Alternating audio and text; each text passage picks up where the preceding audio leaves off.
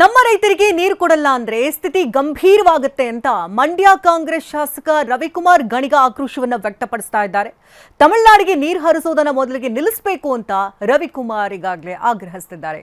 ಅಧಿವೇಶನ ಕರೆದು ನೀರಿಲ್ಲ ಅಂತ ಹೇಳೋದಕ್ಕೆ ತಜ್ಞರನ್ನ ಕಳುಹಿಸಿ ಸಮರ್ಥವಾಗಿ ವಾದ ಮಂಡಿಸಿ ಅಂತ ಹೇಳಿದ್ದಾರೆ ರವಿಕುಮಾರ್ ಗಣಿಗ. ಈಗಾಗಲೇ ರಾಜ್ಯದಲ್ಲಿ ಉಂಟಾಗಿರುವಂತಹ ಸಮಸ್ಯೆಗಳು, ಪ್ರಮುಖವಾಗಿ ನೀರಿನ ಸಮಸ್ಯೆ, ಕಾವೇರಿ ಕೊಳ್ಳದ ವಿಚಾರಕ್ಕೆ ಸಂಬಂಧಪಟ್ಟಂತೆ ಪದೇ ಪದೇ ಪ್ರಶ್ನೆಗಳನ್ನು ಎತ್ತಲಾಗ್ತಾ ಇದೆ.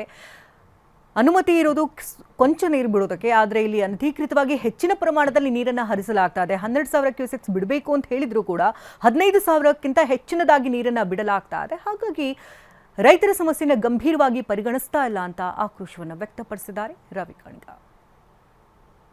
ಈಗ 109 TMC ನೀರಿದೆ, ಎಲ್ಲಾ ಸೇರಿ 75 TMC ನೀರಿದೆ. ನೀವು ಒಂದ್ ಕಡೆ ತಮಿಳುನಾಡು ನೀರು ಬಿಡ್ತೀರಾ, ನಮ್ಗೆ ನೀರು ಕೊಡಲ್ಲ ಅಂತೀರಾ. ನಮಗೂ ನೀರು ಕೊಟ್ಟಿಲ್ಲ ಅಂದ್ರೆ ನಾವು ಹೇಳ್ಕೊಂಡು ಓಡಾಡ್ಬೋದು. ಅವ್ರ ಕಡೆ ಸುಪ್ರೀಂ ಕೋರ್ಟ್ ಕತೆ ಹೇಳಿ ಅವ್ರಿಗೆ ದಿನ ನಮ್ಮ ಹತ್ರ ಇರೋ ಡ್ಯಾಮಲ್ಲಿ ಅವ್ರು ನೀರು ಕೊಡೋದು, ನಮ್ಮ ರೈತರಿಗೆ ಬೆಳೆ ನೀರು ಕೊಡೋದು ಅಂದ್ರೆ ಬಹಳ ಗಂಭೀರ ಸ್ಥಿತಿ ಆಗುತ್ತೆ. You should take the call. ತಮಿಳುನಾಡಿಗೆ ಸ್ಟಾಪ್ ಮಾಡಿ, ಇಲ್ಲ ನಮಗೆ ನೀರು ಕೊಡಿ, ಇಲ್ಲ ಅಧಿವೇಶನ ಕರೆದು ನಮ್ಮ ಹತ್ರ ನೀರು ಇಲ್ಲವೇ ಇಲ್ಲ, 126 ವರ್ಷ ಇವನ್ನೆಲ್ಲ ತಜ್ಞರನ್ನೆಲ್ಲ ಕಳಿಸಿ, 126 ವರ್ಷದಿಂದ ದೊಡ್ಡ ಬರ ಬಂದಿದೆ, ನೀರು ಕೊಡಕ್ ಆಗೋದಿಲ್ಲ ಅಂತ ಸಮರ್ಥವಾದ ಮಾಡ್ತೀವಿ. ಚಾರ್ಟರ್ ಒಂದಿರುತ್ತೆ, ಇಲ್ಲೊಂದಿರುತ್ತೆ, ಇಲ್ಲೊಂದು ಹೇಳಿ ರೈತರಿಗೆ ಪ್ರಾಬ್ಲಮ್ ಆಗುತ್ತೆ.